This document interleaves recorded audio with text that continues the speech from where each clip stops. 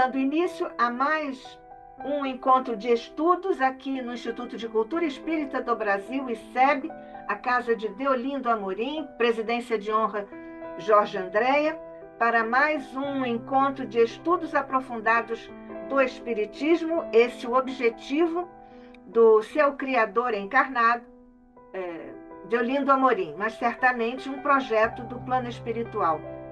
Lembrando neste instante, Jesus, a tua paz, a tua luz, o teu enternecimento, a tua misericórdia e o teu amor. Aqui no Instituto de Cultura Espírita do Brasil, ICEB, nós te agradecemos por tudo, Jesus, que temos recebido ao longo de nossos passos, nesta encarnação e em outras tantas. Mas, sobretudo, Jesus, por sobre o ICEB, desce agora as tuas bênçãos, envolve o nosso querido irmão, amigo, companheiro Charles Kemp, que vem hoje, mais uma vez, para a alegria de todos nós no ICEB, trazer o fruto de suas pesquisas, sempre relevantes, realizadas com o crivo e o cuidado de um pesquisador minucioso, para estudarmos com Charles Kemp sobre o assunto que temos agora, Jesus, e que colocamos nas tuas mãos para recebermos a tua luz, a tua paz e a tua misericórdia. Lembrando que essas duas vibrações de amor possam descer por sobre todos os recantos do planeta que tão amorosamente diriges. Nos graves momentos, mestre, na verdadeira encruzilhada cósmica em que se acha o nosso planeta querido, nosso berço planetário. Fica conosco, abençoa-nos a todos em ambos os planos de existência que participamos a partir deste instante, deste estudo com Charles Kemp. Paz e luz a todos nós, sob o olhar de nosso Pai.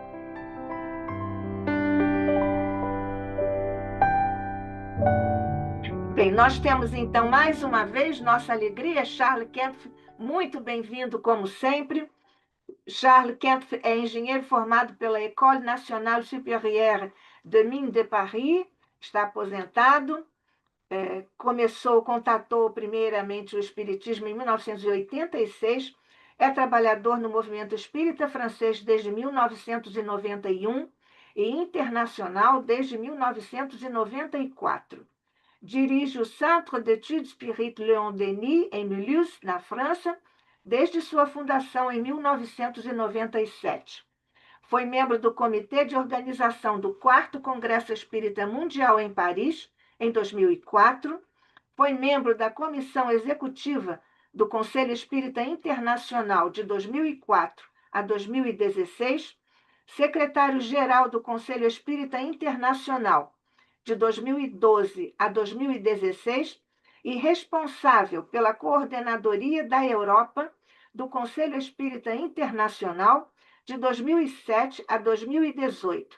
Membro do Movimento Espírita Francófono desde 2014, membro do Comitê de Redação da Revue Espírita, membro do Grupo de Trabalho da Enciclopédia Espírita, ex-presidente da Federação Espírita Francesa de 2018 a 2022, pesquisador sobre a história do Espiritismo e sobre Allan Kardec, membro do Conselho Administrativo do Mouvement Spirit Francophone, do Comitê de Redação da Revue Espírita. Charles Kemp vem hoje nos falar sobre Allan Kardec, confirmado por William Crookes.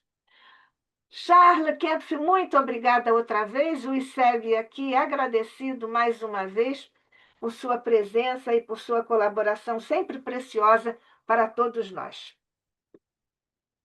Muito obrigado, Nádia. Bom dia, boa tarde, boa noite a todos. Agradeço imensamente essa nova oportunidade de estar com vocês, né? Para falar de assuntos ligados ao codificador, né? Que são os assuntos que realmente são os meus preferidos, vamos dizer assim. Aham. Então, hoje vamos ver então esse tema, né? Allan Kardec confirmado por William Crookes. Allan Kardec, né, super conhecido, principalmente no movimento espírita, né, pela codificação, né, que são esse conjunto desses 5 livros que vocês podem ver aqui, são as versões francesas, já existem em todo canto e lugar, né, já são de domínio público na França, de download gratuito em muitos lugares. E também existem na Kardecpédia, né, em português, esses livros, então, onde Kardec sintetizou, né, essa missão, esse trabalho que ele realizou, que é a codificação, né? Ele começou em 1855, observando os fenômenos, né? Com o senso de observação que ele tinha, né, do Pestalozzi e da carreira dele, ele viu a mesa se mexer, ele viu logo que não tinha nenhum artifício, nada, que a mesa dava respostas muito sensatas, né, além dos conhecimentos das pessoas presentes, né, avaliou também as pessoas presentes, viu que elas não tinham nenhum interesse, nenhuma motivação em enganar quem quer que seja, né? Então ele se convenceu e foi adiante, né? Puxou, né, já no Livro dos Espíritos, de 1857, todas as consequências dessas descobertas, né? Da existência do mundo dos espíritos e da comunicabilidade dos espíritos com os humanos, né? Inclusive, não foi uma descoberta, foi uma redescoberta, né? Porque esses fenômenos, sendo naturais, eles existem desde que o homem existe. Então, Kardec desempenhou essa missão, né? E em 31 de março de 1869, a espiritualidade chamou ele de volta para lá, né? Pronto, missão cumprida, pode voltar. Para muitos, né, naquela época, mas por que já na espiritualidade é que sabe nessas horas, né? Ele cumpriu a missão dele. E quem foi pedido e aceitou fazer o discurso no túmulo dele foi o outro cientista, Camille Flammarion, né? Que tem uma carteirinha, né, da Société Parisienne des Études Spirites, assinada por Allan Kardec, que data, né, daquele ano 1860 ou 1861, se não me engano, né? Ele era jovem ainda, não tinha nem 20 anos, né? Quando Flammarion se tornou membro, conheceu Kardec, se tornou membro da Sociedade Parisiense de Estudos Espíritas, a qual participou das sessões, né, como médium, né, recebendo aquelas mensagens, né, sobre cosmogonia, né, assinadas pelo espírito de Galileu, né? Uh, e Flammarion também participou de outros grupos, né? O grupo de Mademoiselle Huet, que era um grupo um pouco mais assim social, né, de salão, onde se fazia fenômenos de efeito físico e tudo. E Camille Flammarion também teve a grande latitude, né, de observar aqueles fenômenos e se convenceu também da realidade deles, né? E então, depois o Flammarion, né, teve essa carreira como astrônomo, né, foi super conhecido, inclusive esse ano, né, foi o centenário da desencarnação dele, né, 1920 2025. E assinalando daqui a pouco vai ser a centenário da desencarnação de Gabriel Delanne, né, em 1926, 2026, e dentro de mais um ano vai ser a de Leon Denis, né? 2026. Fechando a parêntese.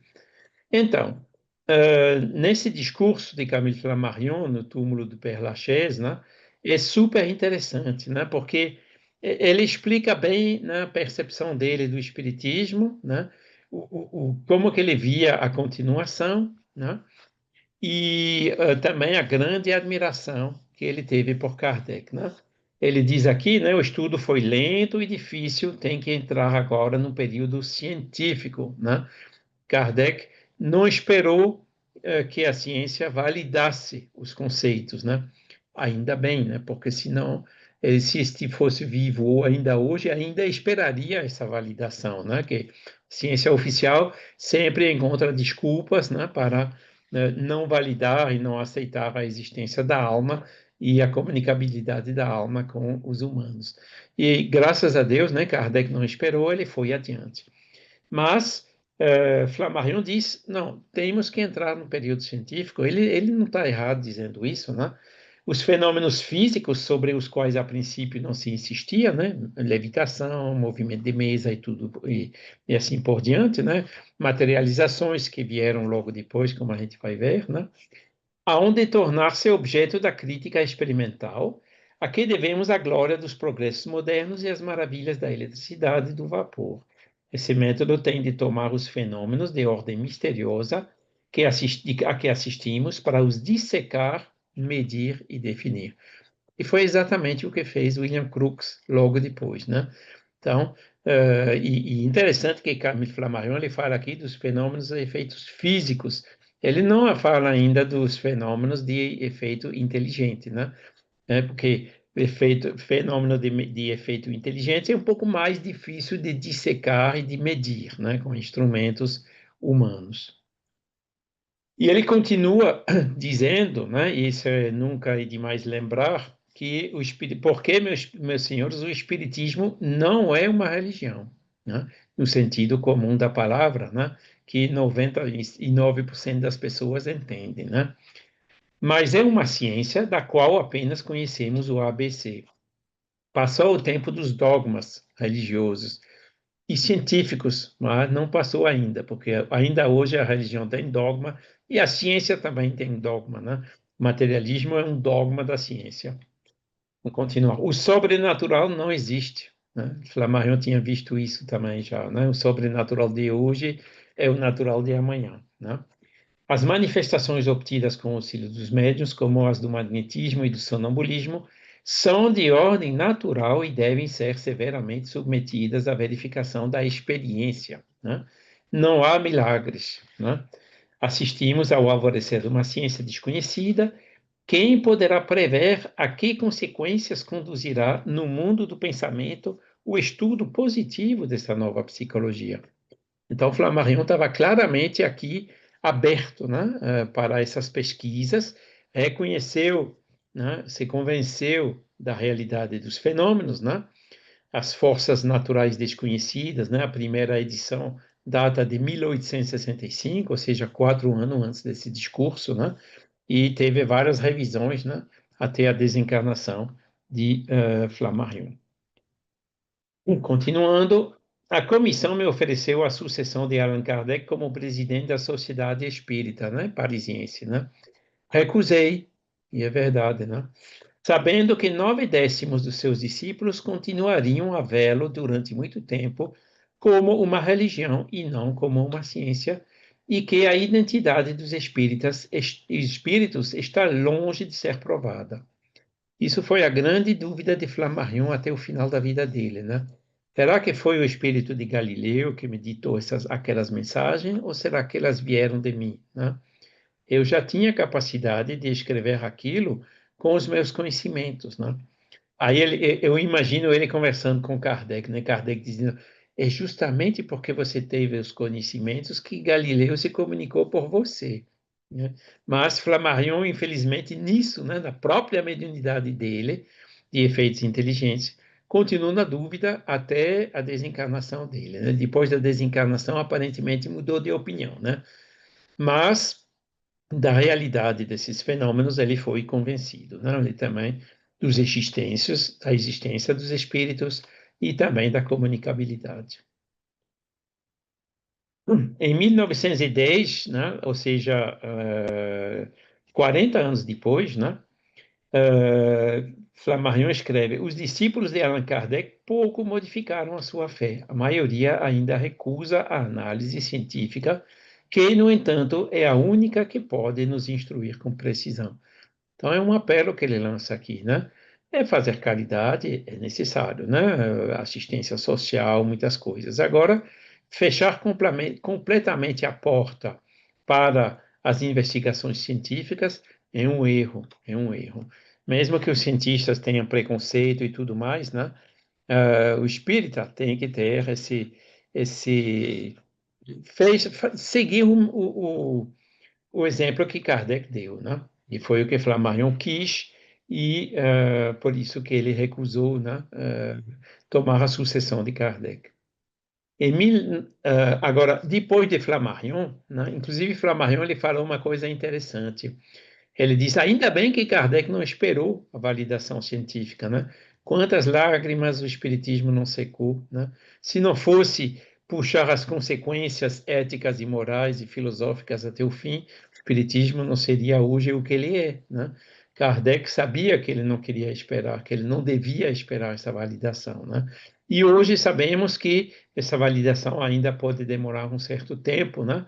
E como o próprio Kardec escreveu várias vezes, entre outros, na Revista Espírita de 1859, quem vai julgar tudo isso vai ser o povo, né? A opinião pública, né? Porque a ciência resiste, né? Por preconceitos, né? Muitas vezes eles negam sem provar nada, né? Agora, isso gera um problema muito sério hoje em dia, né? Você vê, por exemplo, né, quando houve a pandemia, o negócio das vacinas, né?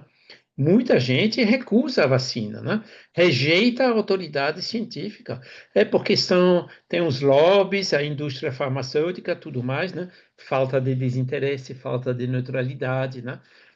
Esses preconceitos, né? Esses defeitos, né? Que tem na ciência de hoje, está fazendo que a opinião pública rejeite a autoridade científica, né? E por exemplo, quando a ciência olha, um científico olha nos olhos uma pessoa que teve uma experiência de EQM, né, de quase morte, e vai dizer, não, você sonhou, foi seu cérebro que fez isso ou aquilo, aquele que teve a experiência faz um grande sorriso, dizendo, cientista, você não sabe do que fala, eu vivi, eu vi, né? Como é que você quer me dizer que o que eu vi foi uma ilusão, né? E assim, né, aos poucos, a opinião pública é que vai puxar, né, pressionar a ciência, né, que deve reconhecer esses fenômenos, né, que são hoje admitidos por mais da metade da população pelo mundo. No ano da desencarnação de Kardec, né, a Sociedade da Dialética de Londres, né, um dos grupos científicos mais autorizados, né, nomeou uma comissão, né, para aniquilar para sempre esses fenômenos, né, que são apenas uma obra da imaginação, né? Teve John Lubbock, Henry Lewes, Huxley, Wallace Crookes, né? Todos aquela elite dos cientistas ingleses que começaram a investigar, né? E pensavam que ia dizer, não, realmente a gente descobriu, tudo isso não vale nada. Infelizmente, né? Após 18 meses, ou felizmente para nós, né? Após 18 meses de experiência e estudos, a comissão reconheceu no seu relatório a realidade dos fatos e concluiu em favor do espiritismo, né? Esse relatório não indicou apenas movimentos de mesa e acertos, né? Referiu ainda aparições de mãos e formas que não pertencem a nenhum ser humano, parecendo vivas na sua ação e mobilidade. Essas mãos, inclusive, eram o fenômeno de materialização de mãos que o Daniel Douglas Home conseguia fazer, né? Que ele já tinha conseguido na frente, em 1855, né? Na frente do imperador Napoleão III, numa sessão onde participou também, junto do imperador Hippolyte Léon Arribas, naquela época, né? Então, ele repetiu essas materializações diante dessa comissão, e essa comissão viu, não há truques, não há nada, a gente viu tudo, revistou, tomou todas as precauções, e realmente esses fenômenos são autênticos, né? Não eram resultado de uma impostura ou uma ilusão, né? Então, concluíram que existe uma força emanada dos operadores que pode atuar sem contato, ou possibilidade de contato sem contato ou sem possibilidade de contato, né, sobre os objetos materiais. E segundo, que essa força é frequentemente dirigida por uma inteligência. Então, a primeira realização daquilo que Flammarion desejou naquele discurso já foi realizado, né? Começou em 1869, e depois de 18 meses, ou seja, 70 ou 71, já saiu esse relatório, né? mostrando, né, que os fenômenos são autênticos. Dos 33 foi o Russell Wallace, né? Ele continuou suas investigações, né? O Russell Wallace foi um co-descobridor da teoria da evolução com Darwin, né? Só que Darwin era materialista, Russell Wallace era espiritualista, né? Ele continuou, viu resultados e escreveu o livro Milagres do Espiritualismo Moderno, né? Que teve um grande impacto, né? Na Inglaterra e na Europa continental, né? E ele se exprime desta maneira: quando eu iniciei esta investigação, era fundamentalmente materialista. Não havia espaço na minha mente para a representação de uma existência espiritual. Os fatos, porém, são coisas teimosas. Venceram-me e obrigaram-me a aceitá-los por muito tempo antes que eu pudesse aceitar a sua explicação espiritual. E isto ocorreu gradualmente sob a influência constante de fatos sucessivos que não podiam ser descartados ou explicados de qualquer outra forma. Ou seja, todo cientista, né, como esses que a gente viu, e Russell Wallace e Crookes, como a gente vai ver daqui a pouco, ou Hippolyte Léon Denis Arrivai, quando for de boa fé, o Flammarion também, né, observando os fenômenos, acaba reconhecendo a autenticidade deles. Quase totalidade dos cientistas que rejeitam os fenômenos nunca os observaram, ou os observaram muito poucos. Vira uma fraude e concluíram tudo é uma fraude, por exemplo, né? Ou seja, eles falam totalmente sem conhecimento de causa. Quem estuda de maneira séria, sem preconceito, né, e com boa fé, acaba reconhecendo a autenticidade dos fenômenos. Isso, né, o fato de não tomar cuidado nas pesquisas espíritas é uma coisa perigosa, e na França doeu bastante, né? Houve o chamado processo dos espíritas, né, onde Lemarie cumpriu 1 ano de prisão, né, porque ele foi enganado, né, por esse fotógrafo, né, Buguet, que fraudou, né, fez fotos, como pode ver aqui, do Lemarie com o vulto atrás, né, ou Amélie com Kardec aparecendo, e na realidade essas fotos eram falsas, né, era uma dupla exposição na mesma película, né. Mas como na época não se sabia ainda bem os processos fotográficos, né, o Lemarie caiu no conto e pagou com 1 ano de prisão. Já o Flammarion investigou também, mas imediatamente ele levantou dúvida. Aí você vê a diferença, né, entre o Lemarie, que estava querendo vender a revista, né, ele era gerente, remunerado e tudo mais, né, falta de desinteresse, e o Flammarion, né, que sempre tinha essas dúvidas saudosas, não era uma dúvida sistemática, né, mas era uma dúvida legítima, né, que ele emitia, e ele logo diz, esse negócio de fotografia aí, né, ele foi lá, Buguet tirou uma fotografia dele, como podem ver, mas logo ele diz, isso, tenho muitas dúvidas que isso não é fraudado, né? Então, esse cuidado científico sempre é necessário, né, indispensável, como inclusive Kardec próprio falou. Vamos agora falar de William Crookes, né, que é o assunto de hoje, né? Nasceu em 1832, ou seja, 28 anos mais jovem do que Kardec. Faleceu em 1919, né? Você vê o pai, ele é filho de alfaiate, né? Não era filho de cientistas. E aos 15 anos, né? Quer dizer, ainda bem jovem, precoce, né? Ingressou no Royal College of Chemistry, escola, né, de química inglesa em Londres.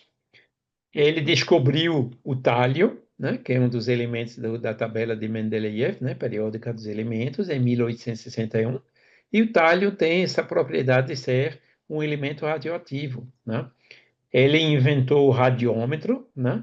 E também os tubos de Crookes, né? Um tubo de vidro, ele fazia o vácuo e possibilitando então os elétrons, né? Que não eram conhecidos ainda na época, né? Se mover dentro desses tubos, né? São os raios catódicos, né? Dos elétrons. Então, você vê 1861, que foi então bem jovem, né? Ele tinha 32 para 61, ele tinha 29 anos, né? Quando descobriu o tálio. Era um cientista brilhante e precoce, né? Então, 61 para 69, né, são 8 anos mais tarde, né? E as experiências de Crookes, né, são realmente demonstrativas, né? Ele trabalhou no seu próprio laboratório, com o médium Daniel Douglas Home, como a gente já viu, né? Utilizou uma balança de grande precisão. Ele começou a empregar os instrumentos de medição nas experiências, né? A mão do Home conseguiu agir na balança através de uma cúpula de vidro sobre vácuo, sem contato, né? Quer dizer, ele evidenciou isso, né? Desvio de um dos pratos, um aumento de peso de 8 libras, né? Que são mais ou menos 3 a 4 quilos. As experiências foram repetidas, o rigoroso controle científico, várias testemunhas, né? E então, ele foi realmente o início, né, da experimentação científica da mediunidade. Podem ver aqui, né, um sistema elétrico, né, que ele concebeu com Varley, né, que ele utilizou em Florence Cook em 1874, né, também para controlar a médium, né. Mas, né, Home foi muito criticado. Disseram que ele frauda, ele ganha dinheiro com isso. Mas realmente não. Kardec já defendeu Home e Crookes também defendeu Home, né? Nunca vi o mais pequeno caso que me pudesse fazer supor que ele estava a enganar. Era muito escrupuloso e não achava errado tomar precauções contra a fraude. Muitas vezes, mesmo antes de uma sessão, dizia-me: haja como se eu fosse um mágico pronto para o enganar. Tome todas as precauções que possa imaginar contra mim e não se preocupe com a minha autoestima. Vê a humildade do Daniel Douglas Home, né? Bom, segundo a biografia autorizada por Divaldo, teria sido a encarnação passada do Divaldo, né? Então, tanto a mediunidade quanto essa humildade, né, passaram, né? São pontos que realmente nos deixam supor que a probabilidade que isso é verdade é bastante elevada, né? Então, precauções severas e nunca, Crookes nunca viu, nunca pegou ele fraudando. E realmente houve vários meses depois, o Zapia Paladino, muitos, quase a grande maioria, sempre no momento ou no outro foi pego fraudando, conscientemente ou inconscientemente, né? Mas Home nunca, né? Home sempre foi bem transparente. E o Crookes reconhece isso. Ele então escreveu, passou 4 anos estudando, né, e escreveu um livro. Vocês veem aqui a tradução francesa desse livro, né? E utilizou a médium Florence Cook, né? Então consignou o resultado das observações nesse livro, né? Ele analisa os vários tipos de fenômenos, né? Movimento de corpos pesados, né? Levitação, transportes, execução de melodias musicais sem contato humano, aquela sanfona que tocava sozinha, lá sob influência do Home, né? Apareceu de mãos em plena luz. Interessante também com o Home, né? Ele conseguia materializar mãos com ectoplasma em plena luz. A gente sabe que o ectoplasma é altamente averso à luz. Naquela época eles conseguiam, né? Hoje, né, tem um dos grandes, a grande crítica dos fenômenos de materialização é porque sempre está no escuro, né, que a gente não pode nem ver, né, e facilita, aumenta as suspeitas de fraude, né. Embora a gente hoje tenha tecnologia infravermelha, inclusive passiva, né, sem emissão de luz nenhuma, somente pegando a radiação dos corpos pela temperatura deles, né, muitos médiuns, por preconceito ou outro, né, ainda se recusam, né, a se submeter a isso, e a ectoplasmia continua nessa saga aí de não sendo reconhecida como fenômeno autêntico, né? Agora, um dos fenômenos mais autênticos é justamente esse relatado por Crookes, até hoje, né? Então é isso, né? E a Katie King, né, que se materializou, Crookes pode observar à vontade, né? Pegar o pulso, ouvir a respiração, né? O coração, tudo mais, né?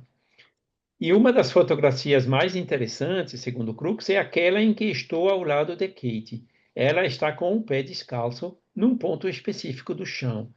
Depois vesti a Miss Cook de Katie, eu e ela colocamos-nos exatamente na mesma posição, fomos fotografados pelas mesmas objetivas, posicionados exatamente como na outra experiência, iluminado pela mesma luz. Quando esses dois desenhos são colocados um em cima do outro, as duas fotografias minhas coincidem exatamente, né? Crux é crux. Mas a Kate é meia cabeça mais alta do que Miss Cook e perto dela aparece uma mulher grande, né? Ou seja, ele fez todas essas comparações, né? Aqui podem ver, por exemplo, né, algumas dessas fotos, né, que foram tiradas naquela época, né, da materialização de Kate King. E Crooks acrescenta, né? Tenho visto a Kate tão bem recentemente quando iluminada pela luz elétrica, que sou capaz de acrescentar alguns pontos às diferenças que, no artigo anterior, estabeleci entre ela e o seu médium. Tenho a mais absoluta certeza de que Miss Cook e a Kate são dois indivíduos distintos, pelo menos no que diz respeito aos seus corpos. Várias pequenas marcas que estão no rosto da Miss Cook estão em falta no da Katie. O cabelo de Miss Cook é tão castanho escuro que quase parece preto. Um caracol de Katie que está ali diante dos meus olhos e que ela me permitiu cortar no meio das suas madeixas luxuriantes, depois de o ter seguido com os meus próprios dedos até o cimo da sua cabeça e me ter assegurado de que tinha crescido bem ali, é um castanho dourado intenso. E vê o cientista, né, com a descrição das minúcias, né, como que ele foi realmente colocando todas as evidências possíveis e imagináveis, né? E uma noite ele estava pegando o pulso de Kate, né? Batia 75. E o de Miss Cook, alguns momentos depois, chegou a 90, né? Seu valor habitual. Pressionando o ouvido no peito de Kate, ouviu seu coração a bater e suas pulsações eram ainda mais regulares do que as do coração de Miss Cook, quando, após a sessão, me permitiu a mesma experiência. Testados da mesma forma, os pulmões de Kate mostraram ser mais saudáveis do que os da sua médium, pois na altura da minha experiência, ou naquela hora, né, a Miss Cook estava em tratamento médico para um forte resfriado, né? Então, são cheios de detalhes assim, esses livros são realmente, bom, poderia colocar muito mais aqui, né, mas a gente não tem tempo para tudo isso, né? Então, observou, né? E ele é considerado até hoje como referência, né? Florence Marryat dizia dele: vi Florence Cook numa escala especialmente constituída pelo seu crux. Ela estava atrás da cortina enquanto o pêndulo permanecia à vista. Nessas condições, a médium, que pesava 80 libras, no seu estado normal, passou a pesar apenas 40, assim que a forma de Kate se materializou completamente.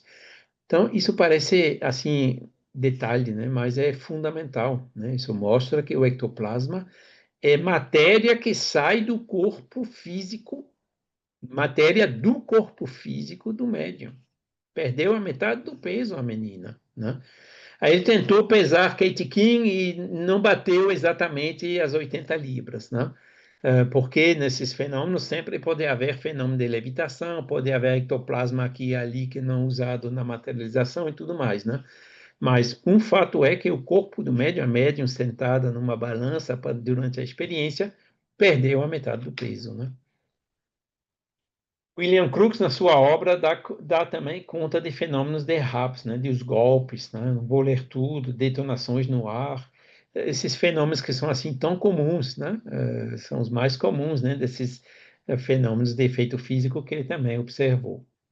Ele cita também vários exemplos de psicografia, que ele observou também, né, uma mão luminosa que desceu do teto da sala de estar e depois de flutuar durante alguns segundos perto de mim, tirou meu lápis da mão, escreveu rapidamente na folha de papel, atirou o lápis de volta e depois subiu acima das nossas cabeças em movimento gradual, desaparecendo na escuridão, né? Desmaterializando-se, né?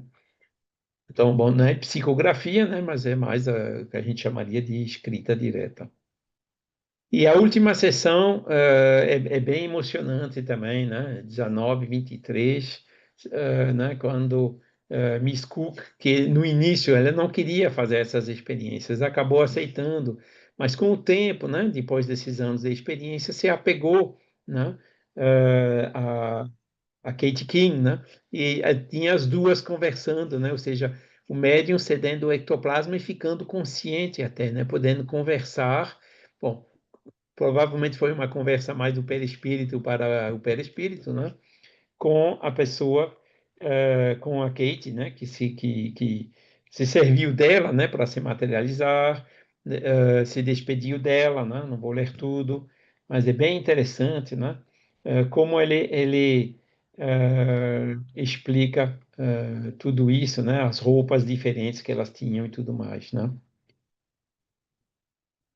Pois é, e a Katie King, né, que escreveu algumas cartas para os amigos dela, etc., né, e foi às despedidas, né, estava até com lágrimas, né?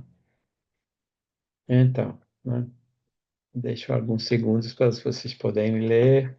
É bem interessante, né? E tudo isso foi, né, explicou também como que vestia Katie King uma roupa que sem buraco, né, para ela não poder tirar alguma coisa que ela teria escondida e tudo mais, né? Fazem parte também dessas precauções, né? Cansada, disse tristemente que queria ir embora, que suas forças estavam a esgotar-se, né? E os assistentes agradecendo, né? O último olhar, né? E depois despediu-se, né?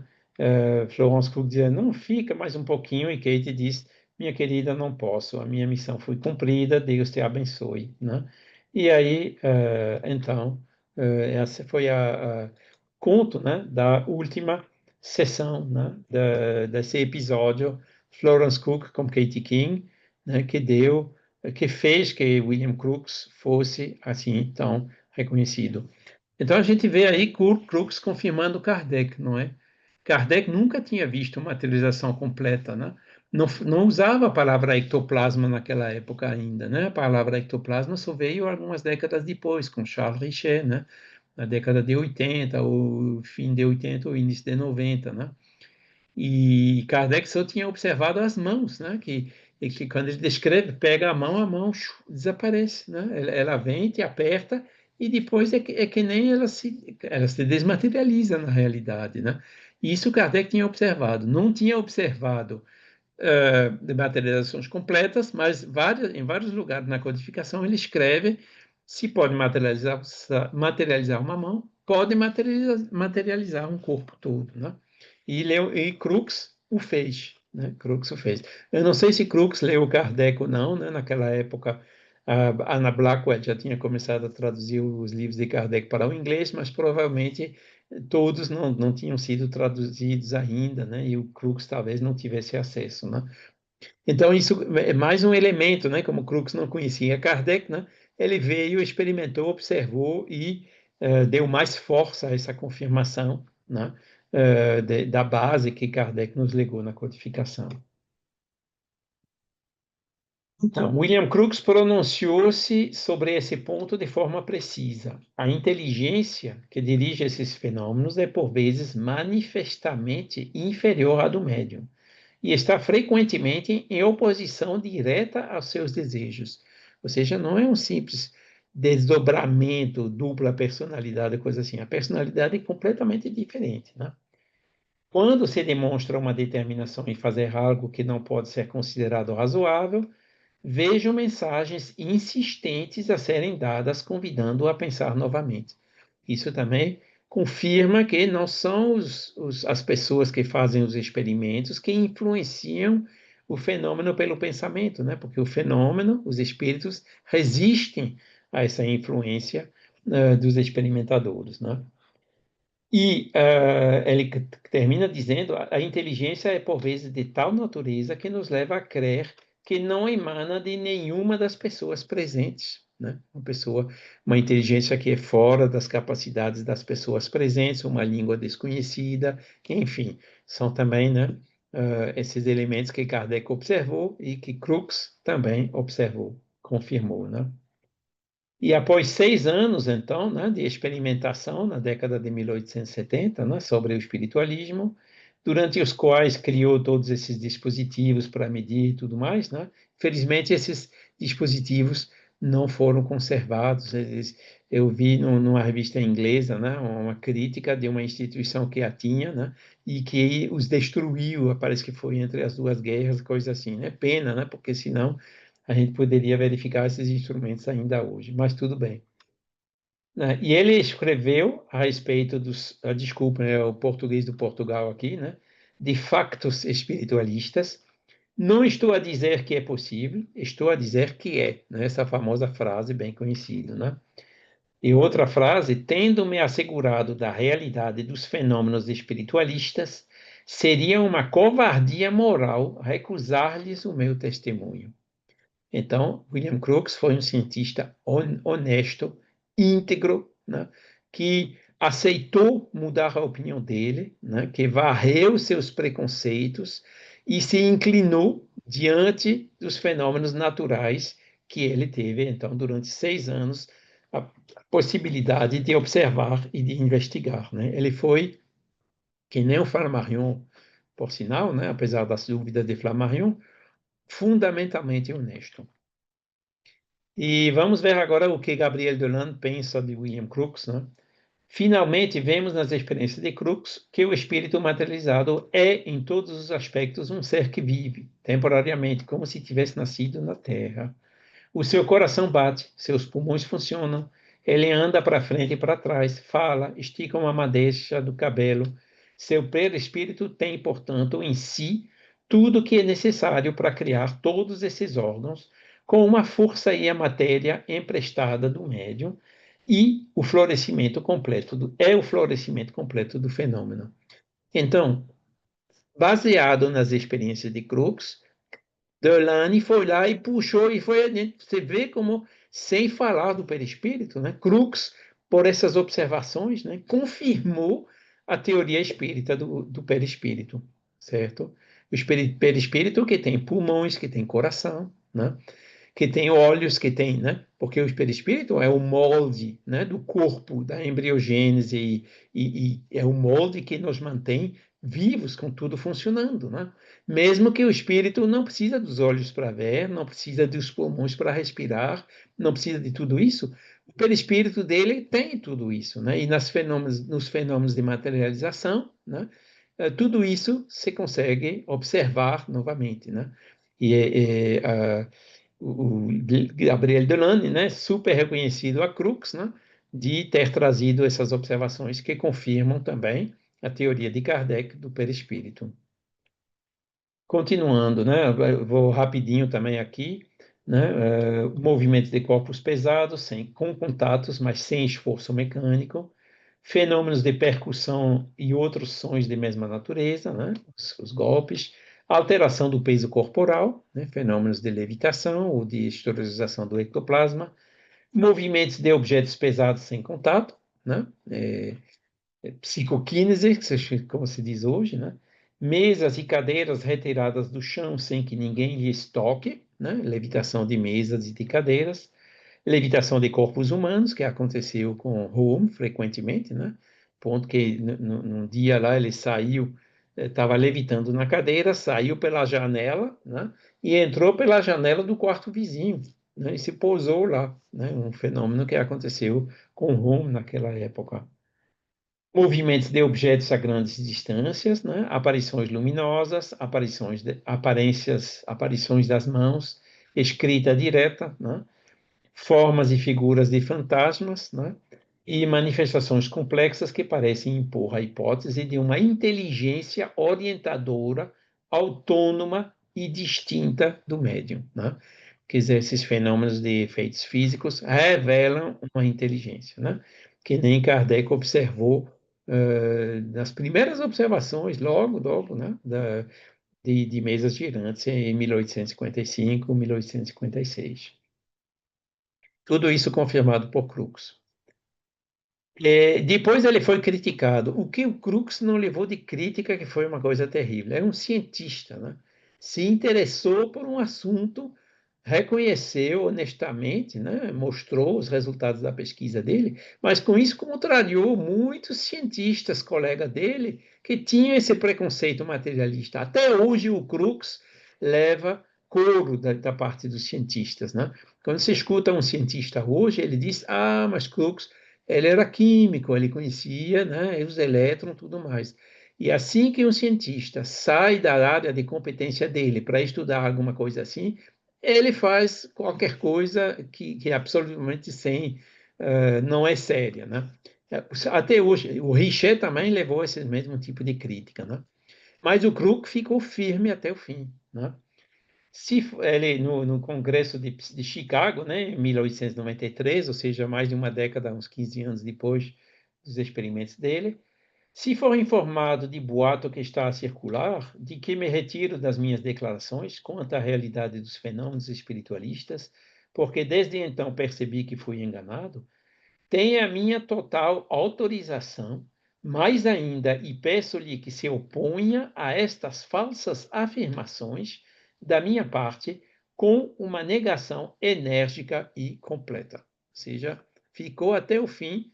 Eu não vou dizer que eu fui enganado. Eu continuo mantendo que aquilo foi verdade. Mesmo sendo criticado pelos todos os colegas dele, não, eu fico fiel à verdade. Eu não vou cair nos preconceitos, né? Outro exemplo, né, que Crookes seguiu, né, que Kardec também foi assim, né? Chamaram ele de louco, de necromante, ou sei lá o que mais, né? E Kardec estava certo, né? Ele viu, né? E a assistência espiritual estava aqui e continuou até o fim. E o Crookes também. Outra carta, né? Tenho hoje, como depois das minhas experiências, a mesma convicção sobre esses fenômenos. Nessa altura, não conseguia encontrar qualquer possibilidade de engano, e agora, depois das minhas experiências de mais de 20 anos, quer dizer, ele continuou experiências, né? Tomadas a outras feitas por cientistas, né? De outros colegas, né? Da Sociedade de Pesquisa Psíquica que estava começando, né? Em Londres, não consigo ver como poderia ter sido impossível estar enganado. Leia os meus relatórios nas sessões com Daniel Douglas Home e verá exatamente o que penso atualmente, hoje, sobre esses fenômenos. Firme, né? Em 1898, alguns anos depois, mesma vez, né, insinuaram que ele se retratou, né? 30 anos se passaram desde que publiquei os relatórios de experiências tendentes a demonstrar que, fora do nosso conhecimento científico, existe uma força implementada por uma inteligência que difere da inteligência comum a todos os mortais. Não tenho nada a retratar, mantenho as minhas declarações já publicadas. Eu até poderia acrescentar muito a isso, né? Continuando na mesma firmeza. 1909, né? William Stead, né, editor da Review of Reviews, né, escreveu em Nova York: vi o Sr. William Crookes no Ghost Club, onde veio jantar, e ele autoriza-me a dizer isto. Desde minhas experiências em espiritualismo, que iniciei há 30 anos, não vejo razão para mudar a minha opinião anterior, né? Quer dizer, passaram as décadas, né, levou pressão, levou couro, mas continuou fiel à verdade. E o Delane, né, na revista científica e Moral do Espiritismo, né, a revista que Delane editou também durante uns 30 anos, né, mais de 25 anos, ele publicou outra carta de Crookes, que é a seguinte, né? Em resposta a seu pedido, não vejo qualquer objeção em estabelecer a minha posição sobre o assunto do que são chamados fenômenos psíquicos. Mudou um pouco, né, o adjetivo, mas são os mesmos fenômenos, né?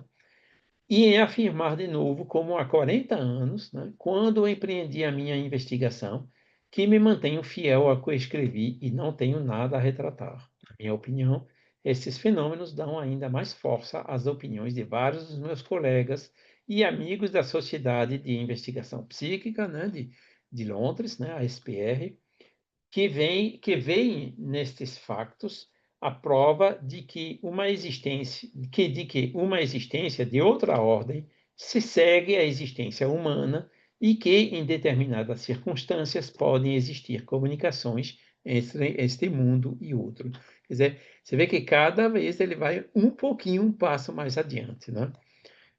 Então, a gente está perfeitamente no reconhecimento, né, da obra de Kardec. Agora vamos ver o Richer. Richer, né, a base de toda a metapsíquica objetiva são as experiências de Crookes. É granito, diz ele, né? Nenhuma crítica conseguiu alcançá-los. Nos últimos dias da sua gloriosa e laboriosa vida, ainda dizia que não tinha nada a retratar de nada do que tinha dito, né? Isso está no Tratado de Metapsíquica, que é o famoso livro, né, escrito por Crookes, na página, aliás, escrito por Charles Richer, na página 35. Ele foi outro que seguiu este caminho, né? Também levou couro. Ele ficou um pouco mais assim, né, receoso na explicação que são os espíritos, o perispírito e tudo. Agora, grande, né, também nas pesquisas e no reconhecimento da autenticidade dos fenômenos. Leon Denis e outros espíritas, né? Isso também é um problema no espiritismo, inclusive com Leon Denis, né?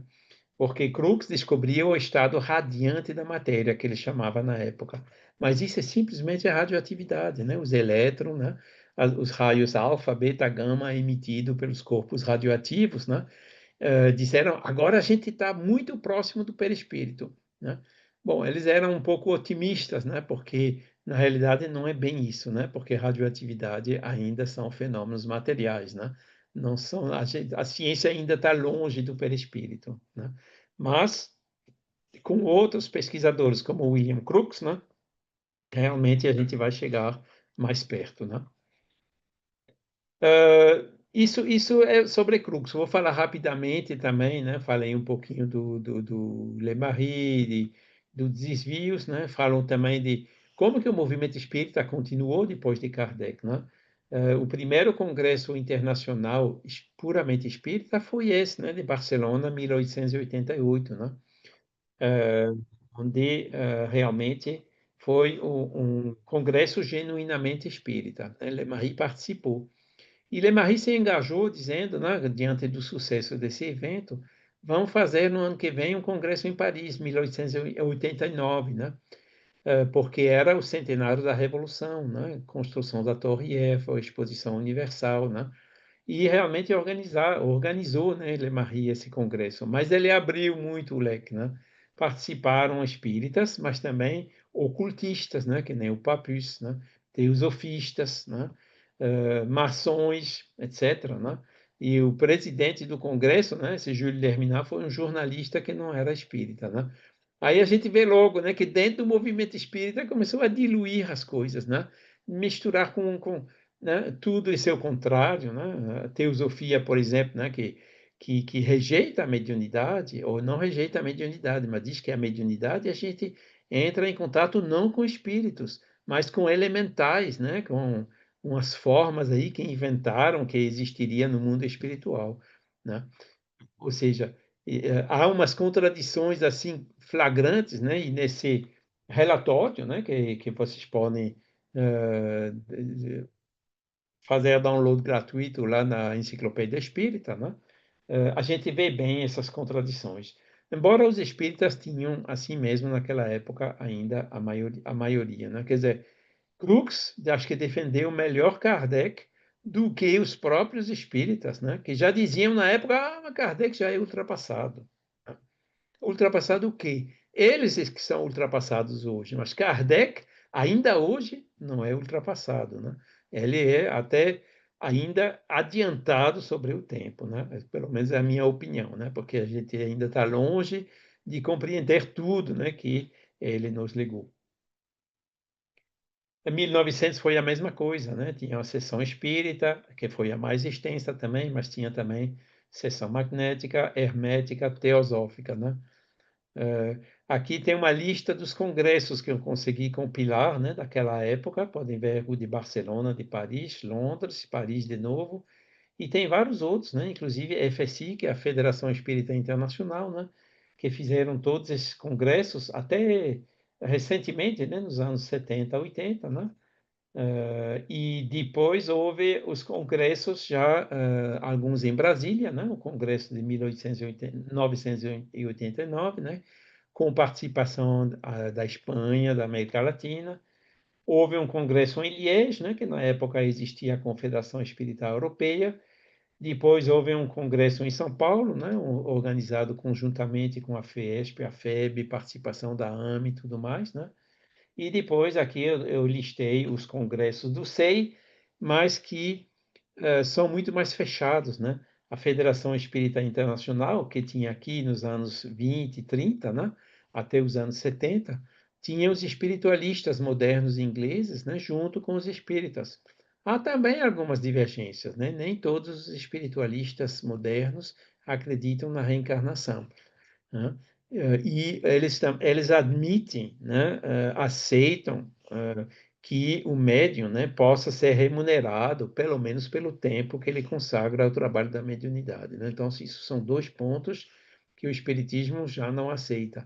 Mas fora esses dois pontos, todos os outros pontos, mediunidade, evolução da alma, existência de Deus, comunicabilidade, né, eles estão plenamente em linha conosco, né, com os espíritas.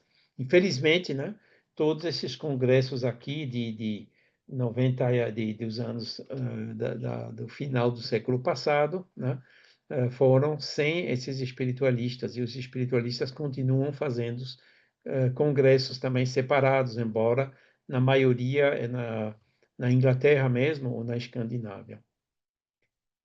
Naquela época também, paralelo à Crux, havia muitas outras sociedades de pesquisa psíquica. Pode ver aqui, né, a revista Metapsíquica, né, que participava o Gustave Gelet, o Charles Richet e tudo mais, né, instituto fundado por Jean Meyer. Aqui é uma sociedade de estudos psíquicas em Nancy, tinha em Marsella, tinha em várias outras cidades na França. A Tribuna Psíquica, né, de uma sociedade também, né?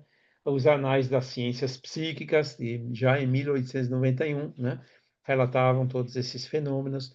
Ou seja, esse período científico foi realmente muito intenso, né? Havia muitas observações, muitos relatórios, etc., né? Ou seja, aquilo que Flammarion emitiu o voto, né, se realizou. Talvez nem tanto dentro do movimento espírita, infelizmente, né? Mas nesse movimento de metapsíquica, né? Que hoje é psíquico na época, metapsíquica na época de Richet, hoje fala-se de parapsicologia, né? Continua até hoje, né? Pesquisas e relatórios feitos nessa área. Mas, como eu disse antes, um parapsicólogo hoje, ele é muito mal visto pelos seus colegas cientistas, por causa dos mesmos motivos que a gente já viu, né? Preconceito, né? Tudo que deixa pensar que pode existir uma alma, que a alma não é o produto do cérebro, é mal visto pela comunidade científica que segue ainda o paradigma materialista, né? Então, essa resistência, né? Apesar dos esforços que eles fizeram para se aproximar da cientificidade, né? Estão levando couro, que nem Crookes levou, que nem Richet levou. Enquanto nós espíritas, né, como eles consideram a gente de completamente loucos, né, eles nos deixam mais em paz, né? Então, essas pessoas realmente é que estão apanhando no nosso lugar nos dias de hoje, né? Mas, bom, nós também temos essa obrigação, né, de ficar atento, né, a essas pesquisas científicas, mas enquanto que a gente desenvolve o aspecto moral, né, aspecto de assistência social, de caridade, né, de desobsessão e tudo mais, né, ajudando as pessoas. Enquanto a gente ficar nesse desinteresse material e pessoal absoluto, né, a gente vai ter muita força, né, para resistir a essas críticas que são totalmente indevidas. Veja aqui o Gabriel Deland já bem velhinho, né? Pouco antes dele morrer, né? Com Jean Meyer, né? A fundação do Instituto Metapsíquico Internacional, Gustave Gelet, né? Você vê o comitê, né? De Gabriel Deland, Flammarion, Richet, etc., né? Santo Líquido, todos os cientistas interessados naquela época integraram esse instituto que realmente fez pesquisas muito grandes, muito importantes, como podem ver aqui, né? Foto do Gustave Gelet, que infelizmente faleceu de um acidente de avião, né? Na volta de um congresso de Varsóvia para Paris, né? O avião dele caiu depois da decolagem, e podem ver aqui algumas imagens, né, de ectoplasma, né, no caso aí, Marc Béraud. Gustave Gelet também conseguiu fazer essas moldagens, né, de gesso, né? O espírito coloca a mão no banho de parafina, né, água de parafina derretida, tira a mão e desmaterializa, aí deixa o molde de parafina no qual eles conseguem colocar gesso para depois deixar o molde de gesso, como podem ver aqui, né? E podem ver na posição dos dedos, né? E às vezes cruzados, né? É muito difícil você tirar o molde daí sem quebrá-lo, né? Ou seja, são, né, com Franek-Kluski, são essas outras experiências que foram feitas depois de Crookes, né? Tudo isso confirmando ainda aquela teoria. E veja aí, Nádia, né? Deolindo Amorim, né? O Major Alcilo Domingos dos Santos, né? Representando a cruzada dos militares espíritas, e o Coronel Delfino Ferreira e a professora Jandira Torres. Não sei se você conheceu, mas eram do ICEB, né? Nos anos... Essa foto é de 1961, né? E o ICEB realmente continuou, né, desenvolvendo o aspecto cultural, né, do espiritismo, e tinha bastante contatos com os espíritas franceses. Vou terminar agora, rapidinho, né, indo para a atualidade. A gente tem um autor chamado Michel Granger, ele não é espírita, ele, podem ver aqui o tomo 1, né, de um livro que ele escreveu, que se chama A Saga do Ectoplasma. Ele tem 1000 páginas.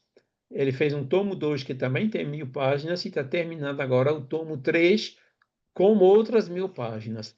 É realmente uma coleção enciclopédica sobre tudo, sobre o que aconteceu, o que foi observado, o que foi criticado, o que foi denegado, sobre ectoplasma, né? E ele fala aí da saga do ectoplasma, né? Tudo indica que o ectoplasma existe, que é verdade, né? E até hoje, né? Porque ele observou fenômenos de ectoplasmia já no nosso milênio aqui, né? Depois do ano 2000, tudo indica que esses fenômenos são autênticos, mas ainda continua até hoje essa reação negativa dos cientistas com relação a esses fenômenos.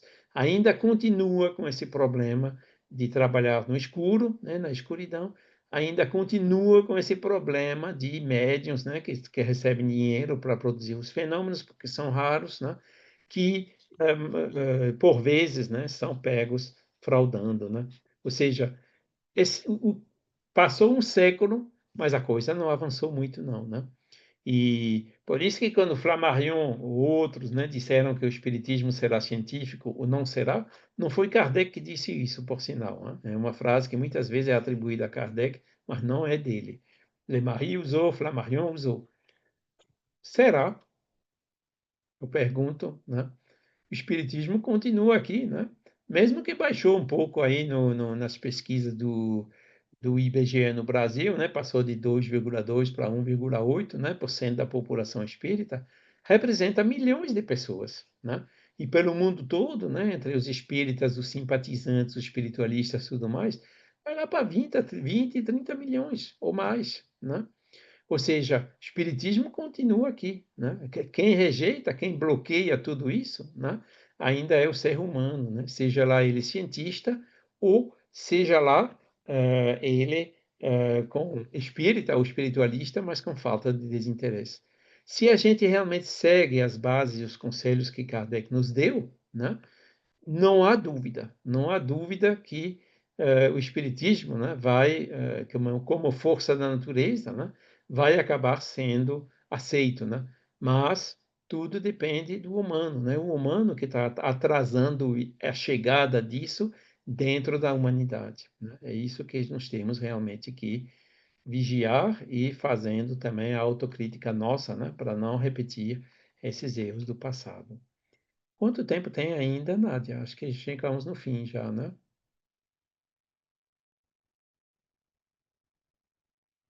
Avançar um pouquinho, né? O espiritismo no Brasil tem um viés religioso, né? Isso apesar de que Kardec claramente diz que não é uma religião no sentido comum da palavra, lá é praticado, né, muitas vezes como religião no sentido comum da palavra, né?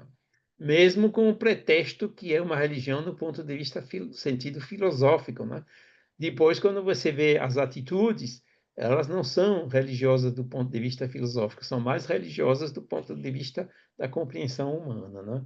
E existe até uma tese interessante, né, de Claire Souillac, né, que analisou isso, né, e inventou essa palavra, né, religiosificar, que o espiritismo se religiosificou no Brasil. Tem outro livro aí do Wilson Garcia, recente, que também sublinha isso, né? Tem as EQMs, né, que é um fenômeno que não é novo, já existia, né? A gente encontra relatos até na antiguidade, né? E cientistas como Pim Van Lovel ou Eben Alexander, mas eles também levam críticas, né? A metodologia, a ciência impõe hoje uma metodologia tão complicada que se torna impossível segui-la, né? Mesmo na própria ciência, né? Essa que é outra dificuldade, né? Porque essas metodologias e até a própria filosofia, né? Ela é impregnada desse paradigma materialista. Então, como a filosofia é impregnada do paradigma materialista, é quase impossível você demonstrar, né, a realidade da alma, independentemente da matéria e do corpo, né? Então, essa revolução ainda vai levar um pouco, né? Só realmente a onda popular, né, alguma coisa mais forte, né, que vai poder derrubar essas resistências, né, desse paradigma materialista. Esse é um homem que gosto muito, né? Ele também é aberto, é um físico. Ele diz: eu vou tomar como uma hipótese de reflexão que existe matéria que viaja mais rapidamente do que a velocidade da luz, né? Que é basicamente o que a gente sabe da característica, por exemplo, da semimatéria, do perispírito, né? E, interessantemente, ele chega a um monte de conclusões que também vão no sentido de confirmar várias observações espíritas já do tempo de Allan Kardec, né? Outra homenagem aqui, né, nossa irmã querida Marlene Nobre, né, que lutou e a AME hoje continua lutando, né, para fazer que a medicina passe para esse paradigma espiritualista, né, considerando o homem como um ser bio, sócio, psico espiritual, né? Medicina holística tem muitos movimentos assim em torno disso, inclusive até fora da medicina, medicina paralela, pseudocientífica, né? Mas aí, com a AME, né, nós temos verdadeiros médicos, né, que mostram, né, os benefícios. Basicamente, eles mostram que essa ação, a interação entre a espiritualidade e a saúde é uma realidade que ela funciona, né? Como funciona é outra coisa. Mas vamos primeiro, né, foi o que eu conversava com a doutora Marlene, né, mostrar que funciona. Depois é que progressivamente vai se chegar, né, sobre o como funciona. Esse é um médico francês que veio, conheceu Marlene Nobre, participou de 2 ou 3 congressos, né? E para derrubar as barreiras aqui na França, na medicina materialista, né, escreveu esse livro sobre a consciência intuitiva extraneuronal. E foi aceito como tese, né? Aí quando pergunta a ele qual é a diferença entre a consciência intuitiva extraneuronal e o espírito, ele diz, não tem. Mas se colocar a palavra espírita, nunca a tese teria sido aceita, né? Então a porta está fechada, mas já se consegue passar pela janela, né? Outros cientistas, né? Esse Philippe Guillemot, que é bem interessante, não sei se já existem alguns livros dele em português, mas ele vai entra na própria mecânica quântica para derivar dela consequências no macrocosmo, né? Como não localidade, né? Que são coisas que, né? A intervenção do movimento, o espírito é não local, né? Ele consegue se projetar localmente, né? Mas ele consegue ir para onde quiser instantaneamente, né? Sincronicidade, né? Que são outros fenômenos que são influência do futuro sobre o presente, né? Que a mecânica quântica tem experiências que mostram isso, né? E ele também tem isso de bom que ele é fundamentalmente convencido que nós temos livre-arbítrios, né? Que nós não somos no determinismo, né? E existe também essa retrocausalidade, né, que ele desenvolve nos livros dele, que é justamente essa influência do futuro sobre o presente, né? Ele diz que a Covid, né, é uma influência do futuro para chamar a nossa atenção. Olha para vocês estão indo, vocês querem isso realmente para a humanidade? Né? Uma influência do futuro sobre o presente que cria eventos desses, né, para nos incitar a mudar o futuro, né? Porque esse futuro que criou isso, se a gente muda, a gente vai conseguir evitá-lo, né? Está cheio de noções agora novas, né? Ou seja, a gente sente que a física está perto de uma mudança profunda de paradigma. Ele escreveu esse livro, né, A Física da Consciência, né, onde ele faz um modelo da consciência nas 4 dimensões que a gente conhece, né, 3 de espaço e 1 do tempo, né, desde Einstein, ele acrescenta 6 outras, né, para modelizar a consciência, mas ainda não está no espírito. Ele disse que o espírito precisaria de mais dimensões ainda. Então, essa ideia também, bom, não digo que isso é uma teoria de verdade, mas é interessante para reflexão, né? O espírito em 10 dimensões, né? Quando ele vem se comunicar conosco, ele se projeta em 4 dimensões, né? Que nem quando você tem um ponto, né? Num espaço tridimensional, né? X, Y, Z, ele consegue ser projetado, né? Num dos planos, né? Ou até num dos eixos, né? X, Y, Z. São ideias assim de reflexões que são interessantes. Mas ele vai argumentando isso de uma maneira muito forte, né, com base na mecânica quântica. E ele é fundamentalmente contrário ao determinismo. Ele diz, né, que tem dados que vêm do vácuo. O que é o vácuo para um cientista? É tudo que não é físico, tudo que não é matéria, né? Então o espírito está no vácuo, né? De inteligência que vem do vácuo, ele está bem perto também do espírito, né? Está indo naquela direção, né? Esse manifesto, eu acho que já citei aqui uma vez, né, da ciência pós-materialista, né, cientistas que chamam para essa mudança de paradigma, né? E esse é realmente o grande desafio de hoje, né, essa mudança de paradigma. O materialismo ainda resiste, é absurdo, é dogmático, é tudo que a gente quiser, mas ainda resiste e prevale, né, nas elites, na ciência, né? É muito difícil, né, fazer o que Crookes dizia, né? A gente tem que incorporar e considerar e aceitar os fenômenos, mesmo que sejam incompatíveis com as próprias teorias que a gente tem. A verdadeira atitude do cientista deve ser essa, né? O pesquisador não tem mais nada a fazer senão avançar, explorar em todas as direções, centímetro a centímetro, com a sua razão, como um marchote, né? Seguir a luz para onde quer que ele o leve, mesmo quando essa luz parece um fogo fátuo, né? A natureza é a natureza, né? As leis da naturais são as leis naturais, e o dever do cientista é observá-las, respeitá-las, e avançar na conceitualização e nas experimentações. Então, eu termino aqui, Nádia, e agradeço mais uma vez pela sua atenção. Crookes veio, né? A gente avançou bastante, mas ainda não chegamos onde a gente gostaria que chegássemos aqui na humanidade, nessa mudança de paradigma. Ô, Charles, pessoalmente, todos nós aqui do ICEB, é que precisamos dizer mais uma vez do nosso agradecimento, diríamos até da nossa gratidão pelo rigor com que você traz o resultado das suas pesquisas, a seriedade do seu trabalho, as minúcias que você traz, mais uma vez comprovando exatamente esse seu rigor nas suas pesquisas tão amplas, às quais todos nós devemos tanto. Hoje devemos sobre esta confirmação de Allan Kardec, basicamente perispírito, a partir do trabalho hercúleo, diríamos, de William Crookes.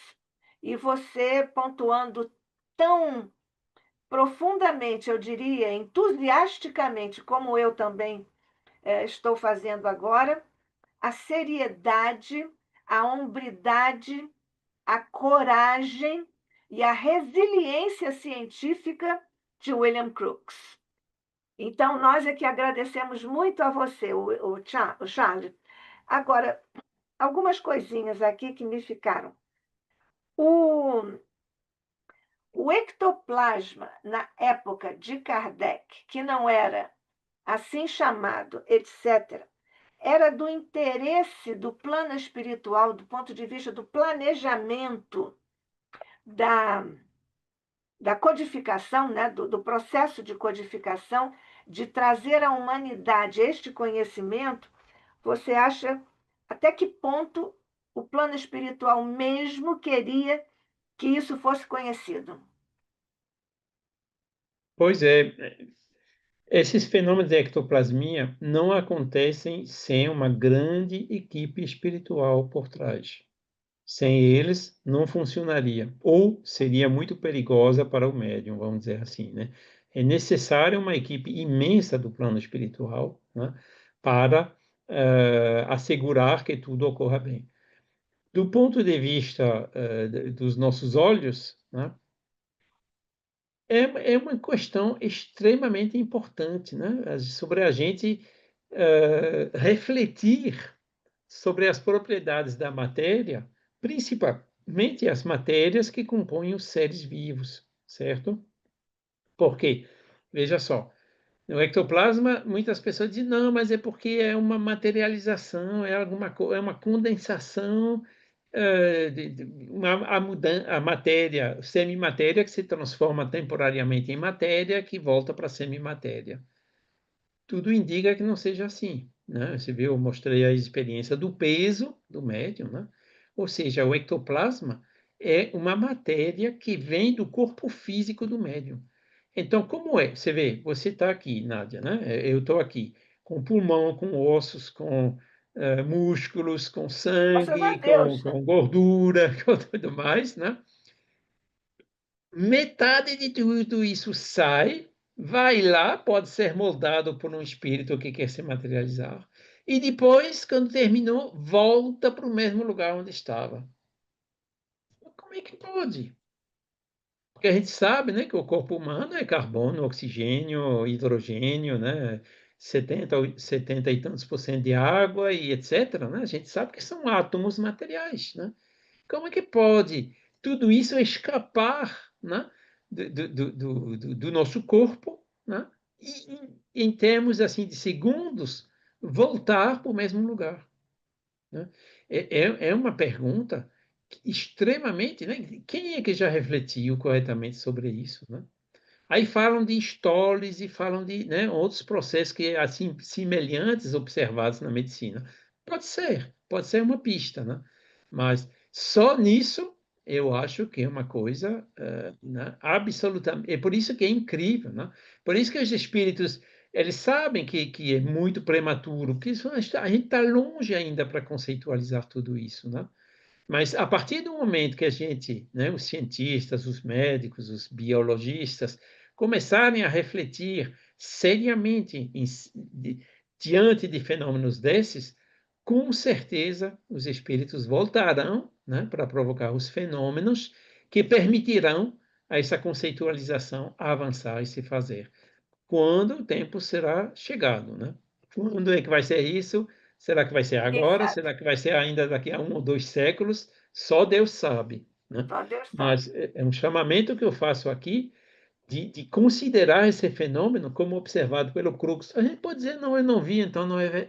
Não é porque eu não vi que não existe. Né? Isso é Exatamente. outra presunção do cientista. Não acredita, então não existe.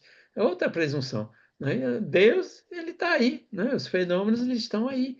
Tanta gente observou, né? Crookes, Richer, Delane, Myers, né? Gurney, Podmore, Gerlet, tantos, não podem ser, quer dizer, esse fenômeno Alucinados, né? é real, né? E a gente tem elementos aqui, né?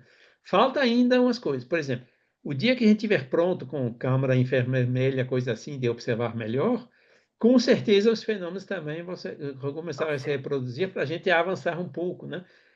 Compreender o processo de formação, o processo de dissolução, de volta e tudo mais, né? Isso. E, bom, mas até agora, né, os cientistas continuam, a maioria continuam rejeitando, né? E nós, no movimento espírita, eu acho que a gente não se preocupa bastante por isso.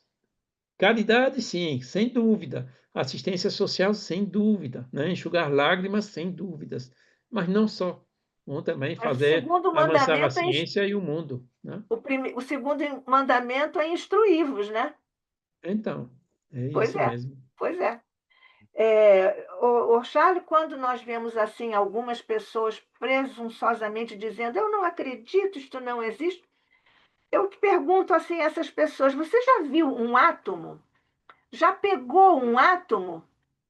É. Agora, e Hiroshima e Nagasaki, o que que você acha? E os seus exames médicos que são feitos também com essa descoberta, né? Charles, estão me escapando aqui as datas da Anne Blackwell e do Crookes. Eles são contemporâneos. Sim, ela conheceu Kardec, ela estava em Paris, Sim, conheceu Kardec exatamente. E ela traduziu, claro. e ela traduziu, acho que em 1871 já tinha o Livro dos Espíritos, depois traduziu o Livro dos Médiuns, eu acho que ela traduziu um terceiro também, né? Não sei exatamente quando ela faleceu, mas as primeiras traduções em inglês realmente foram dela.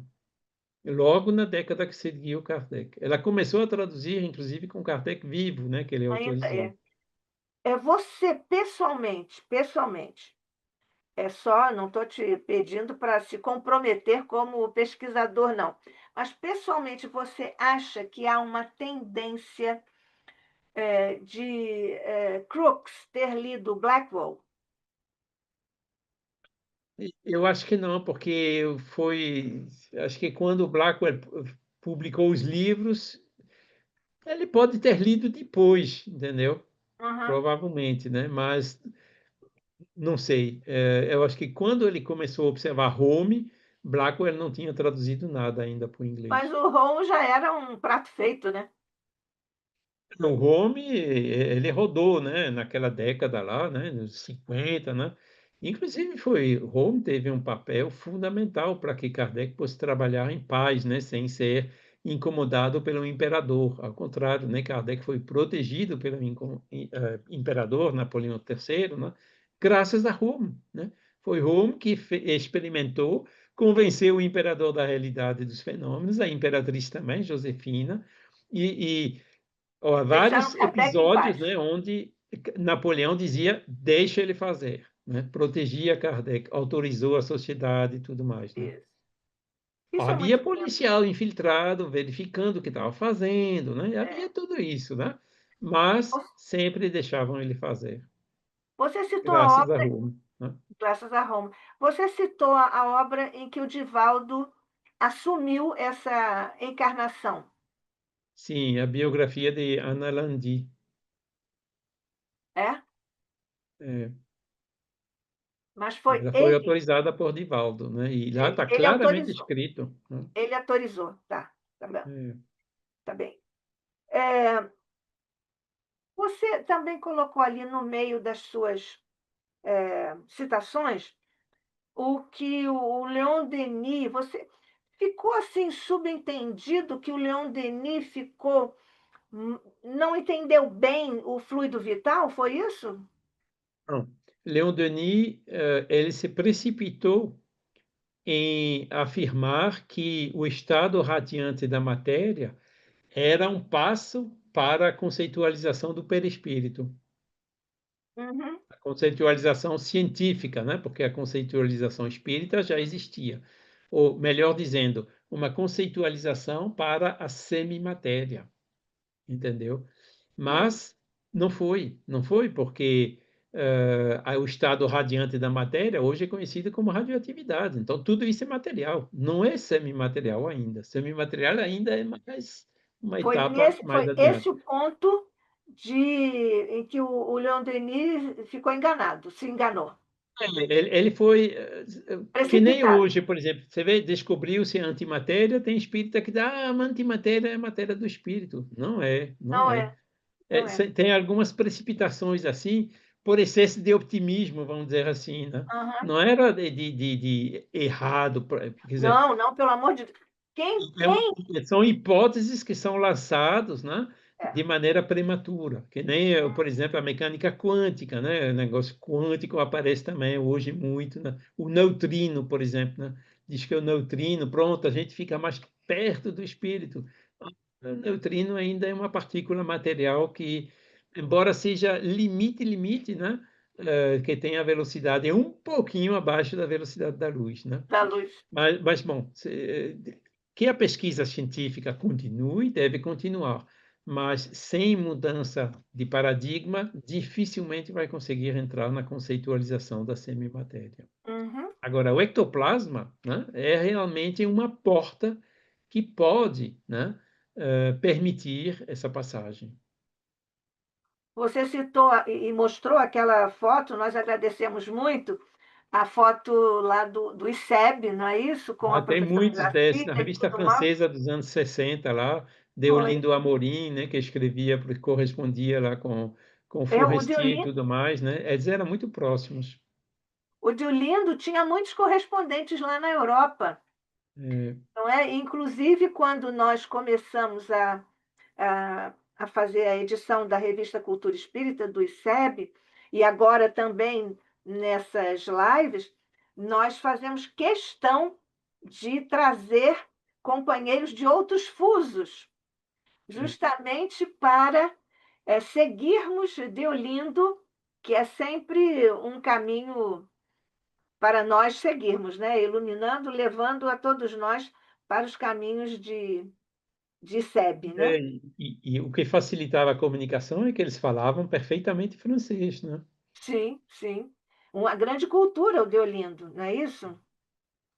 E quando você falou na mão, que é mergulhada no molde, tem parafina e tudo mais, e depois sai, lá no André Luiz, no Grupo Espírita André Luiz, junto da Praça da Bandeira, aqui no Rio de Janeiro, na rua Jiquibá 139, lá no Grupo Espírita André Luiz, nós temos várias peças que foram trabalhadas assim nas reuniões de materialização, e nós temos isso lá. Aqui, uma palestra do ICEB que nós fizemos com aquele projeto Figuras de Amor a Jesus e Kardec, quando uma companheira nossa, Valéria Barros, veio falar sobre o José Grosso, nosso mentor lá também, nós colocamos as imagens dessas peças que nós temos lá no museu do Grupo Espírita André Luiz, com base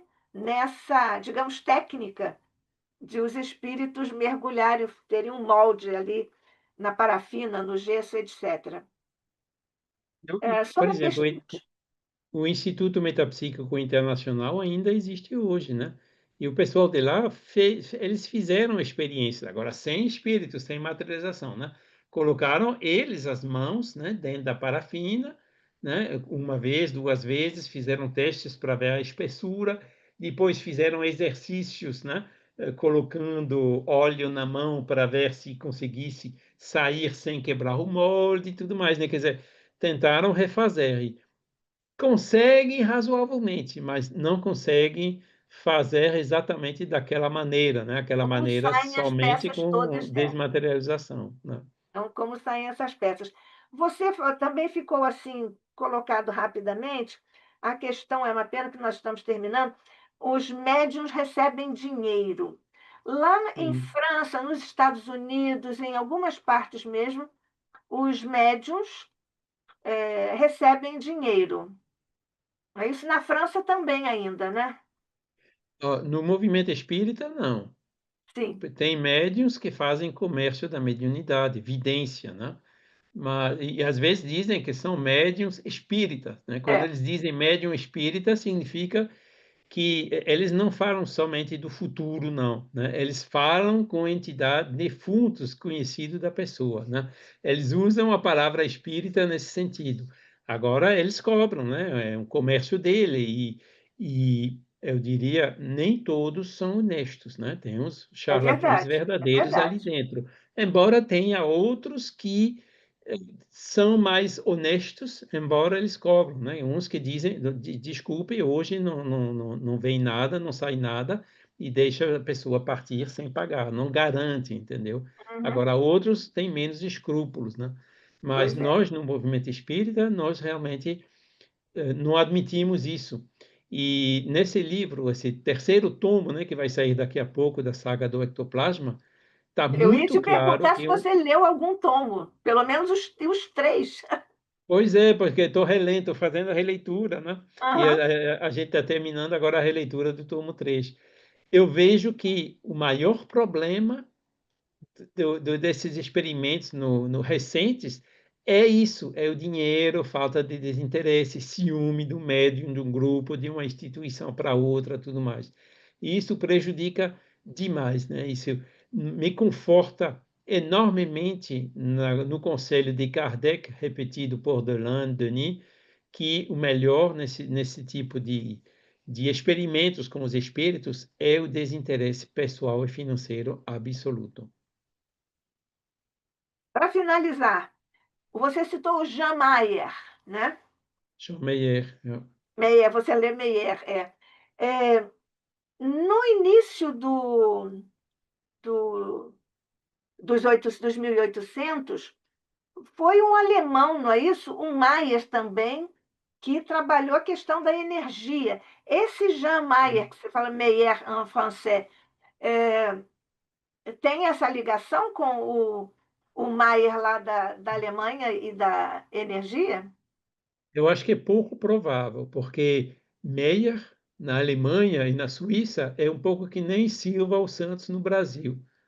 Isso é um nome muito, muito, muito comum, entendeu?